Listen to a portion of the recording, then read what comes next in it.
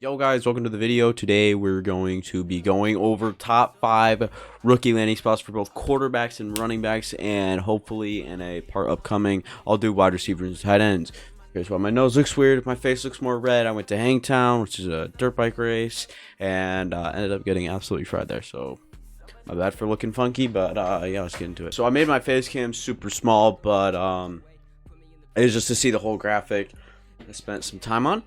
But yeah, so here are my best NFL rookie landing spots for the quarterback, whether this is for fantasy or just overall situation, and why I think it is a good situation for the player and where he landed. First up, number 1 for the quarterbacks. Steelers' new quarterback they picked up in the first round. They got Kenny Pickett. I think that he's in a good position because he has Mitchell Trubisky as competition, and you're going to want to start him. So he's either going to start at the beginning of this year or the beginning of next. So it's a win-win there, and I'm not sure he looks the most ready out of all of them. He looks the most NFL ready. So excited to see what he brings to the table, but this one's pretty straightforward. It's either he starts soon and he's got the talent. So and Desmond Ridder here in my second spot. Reason I have him here is he landed in a good spot, and I think if they keep on using Mariota, especially if they're going to use Mariota this year, they'll get used to a mobile quarterback, and we'll be able to see his accuracies and his RPOs and just everything really stand out for him. I think that we'll see them play to his strengths if he ends up starting there in a year or two. But I think it'll just give him a good opportunity to break out, considering that, in my opinion, he's my second favorite in the class under Kenny Pickett. I did not really like Malik Willis. He had too many ifs, but his upside is tremendous, so we'll eventually get onto him. But at 3, Matt Corral, not a very steady quarterback room.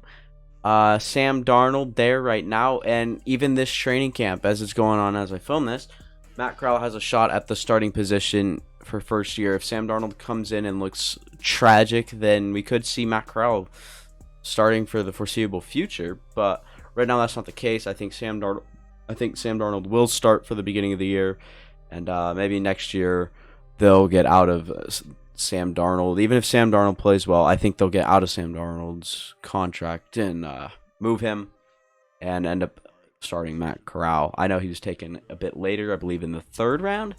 So not really, it's ideal, I guess. This quarterback class wasn't really the greatest, so there's that.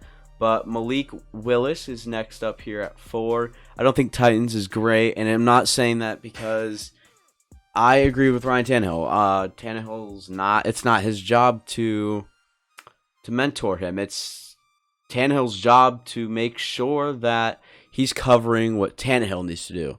Ryan just needs to do what Ryan needs to do. He needs to make sure he's on top of his game. He doesn't have to worry about Malik Willis. All the coaches are the ones who have to worry about Malik Willis. It's Malik Willis and the guys coaching him that have to really work with Malik and to make him a player. I don't think it's necessarily Ryan Tannehill's birthright to mentor Malik Willis. I think that he has a good point, and I think it was taken the wrong way by social media by saying that it is he's basically saying, no, screw this guy, I don't want him around. I think that's how everyone was taking it, but I definitely don't see it that way. I see it as he needs to be responsible for what he needs to be responsible for, and Malik Willis can be coached up, although I'm sure Ryan Tannehill and him will have good quarterback room there in Tennessee. But we move on to number 5 here in Sam Howell. I didn't like his spot because you did just have a guy like Heineke, and now you're going to have a guy like Carson Wentz. Both pretty decent in the pocket. Heineke's a little bit more of a magician when it comes to escaping the pocket and escaping the pressure, but wasn't really there with the accuracy, so you're going to look to improve on that with Carson Wentz, who I think he's really overhated, honestly. I think he's super underrated. I think that he can play not up to the MVP potential that he had in Philadelphia, But as of now, he can easily play better than half the quarterbacks in the league. I think he can come out as a top 15 quarterback, and he might have even been considered a top 15 quarterback last year, just depending on people's opinions. In my opinion, I wouldn't mind him. He was pretty efficient, and he had a few games where it was like, what are you doing, Carson? But also had a few games where it's like, let's go, Carson. But Sam Howell, I think he'll be steady. Nothing saying that he has to start this year, next year, the year after. He's just a guy to come in, and if he starts, he starts. If not, you have a good backup quarterback that you're excited for, that has good upside, that maybe could end up starting at one point. You never know. But with Sam Howell, I do like him coming out of UNC. He did have great weapons. I think it was De'Ami Brown, if I'm not mistaken. But he also had two great running backs out of the backfield that he could rely on. So, yeah, he loses those two, and his production goes down. But in his final year of college, but now he finds himself in the NFL with Antonio Gibson, J.D. McKissick, Jarrett Patterson, Brian Robinson. So they've got a pretty loaded running back room. I'm sure two of them will break out, and I'm pretty sure it'll be J.D. McKissick and Antonio Gibson. Jarrett Patterson's a secure third, but now with Brian Robinson there, will definitely be some depth at running back, and I don't know how they're going to use all of them, but they might end up using all of them. So be very interested to see that, and I would stay away from Washington Commanders. I'd stay away from them. But as a fantasy or dynasty owner, just stay away from the Commanders running backs for now. Antonio Gibson, maybe. That's fine if you can snag him in like the second or third, like late second, early third, even late third. If you can get him for that, then I mean, he could put up a good 16 points on average, I bet. So, yeah. That'll do it for the quarterbacks. So, talking about running backs and with the Commanders, let's talk about them everywhere else they landed. My number one landing spot. I didn't like James Cook coming out of Georgia. Really didn't. I didn't see the explosiveness. I didn't see many traits like his brother. His brother has very specific traits that I honestly did not see with James Cook. But a guy I really did like was Kenneth Walker and Rashad White. I liked them incredibly. I liked them both. But we will get into those later. Right now, we're just talking about James Cook landing with the Bills. Like I said, whether this is fantasy, dynasty, or just overall a good landing spot for a good rookie, I have James Cook top here. He's going to be competing with a guy like Devin Singletary. They have Zach Moss there. And they have another guy I just forgot. It's buried down in this very knowledgeable brain. But I think James Cook will be the premier running back there in Buffalo. I think he will start, and I think he will make an impact, especially with such a heavy passing game, with such a high level passing attack that the Buffalo Bills have. I think James Cook will be implemented in that pass game quite a bit, even if it's a swing route, even if he's just doing he could play out of the slot. I mean, he's very versatile with the receiving ability, but I do like this landing spot, but not my favorite player. And then Kenneth Walker. Chris Carson may never play football again, and Rashad Penny most likely will get injured or disappoint. So I think he's in a great spot to start and break out and have many, many, many great seasons. Whether it's in Seattle or if he plays his rookie contract out in Seattle, gets out and goes to another area, really doesn't matter. He's an all-around talent. I think that he's great, and we didn't see him catch the football enough out of MSU, or catch the football enough out of the backfield at MSU. So you can't really tell on that side, but in the combine looked great, and I think he has a good chance to come out RB1 out of these guys on the screen here. And there could be a guy later down the board that gets taken that does better than all these guys. You never know. There was an Elijah Mitchell last year who was, I think, 6th round pick and ran like a 4.31, really fast, really gifted dude, and the Niners definitely hit on that and just didn't care for Trey Sermon. So Who knows? It could be a guy drafted in the 6th round. It could be a guy like Snoop Connor, who was a UDFA, come up and end up taking the starting job. But that's not the case. It might be the case, but right now, I don't think that'll be the case. Everyone was super high on Breece Hall. Did not like his landing spot. I'm not going to lie. The Jets was a little disappointed to see him go there. They're going to have a pretty good 1-2 punch, but for dynasty and fantasy owners, not the best situation if you have Michael Carter, or if you really liked Breece Hall and you took him 1-1. I'm sure he'll get still. It'll be hard to tell, but I think Breece Hall will end up starting over Michael Carter. But it'll be very different. We're gonna see what type of roles that they both play and how big of a role they play in general. Who knows? Zach Wilson could go all Patrick Mahomes and throw for, say, 4,500 yards, 30 touchdowns, and have a great breakout season while he's throwing to the top 3 receivers.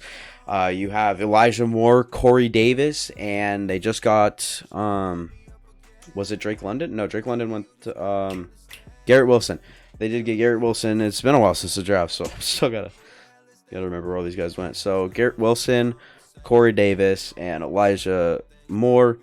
Such a great receiving room. I'm not sure how they're going to spread the ball around with these great offensive players as well.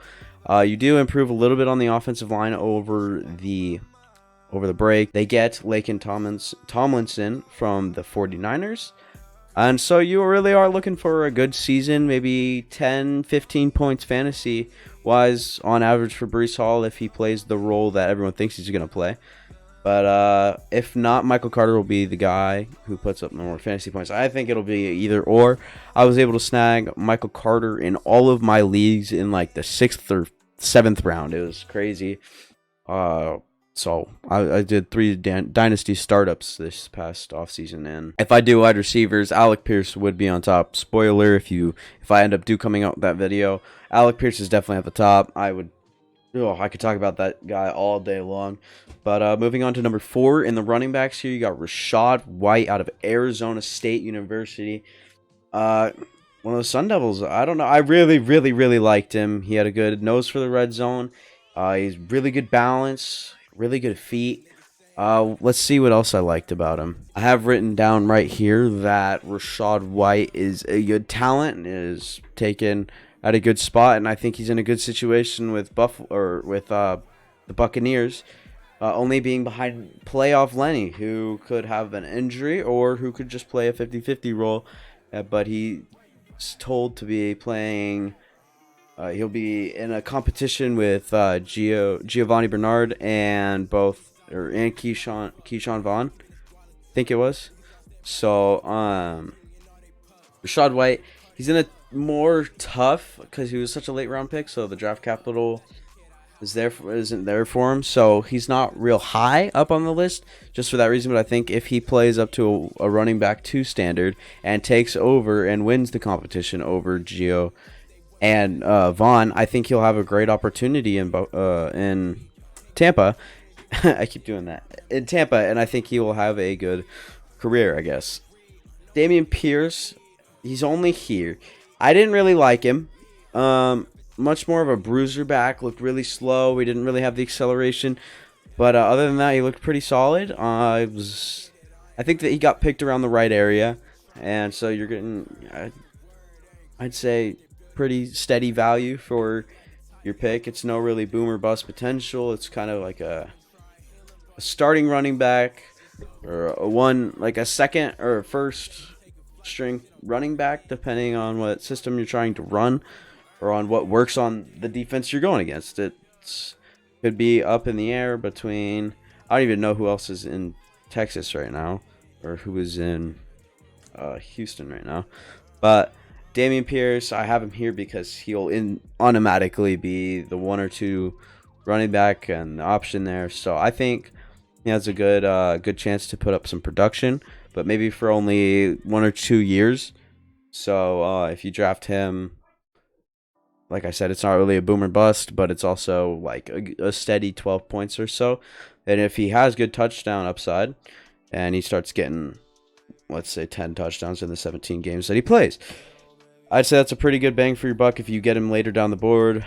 So that's gonna wrap it up for me. I think it was a good video. I think it was a good idea. And if I do end up coming out with the wide receiver tight end one, stay tuned for that, because I feel like I have some pretty good. I feel like that would be a little bit better than this one. These ones are all pretty straightforward. And the upside and downsides to these guys weren't really boom or bust. But with receivers, oh, I can get going on Justin Ross, Alec Pierce. I don't know that. But, and Jake Ferguson, tight end for Dallas. But, yeah, so leave a like, comment, subscribe, all of that down below. And, yeah, see you guys later.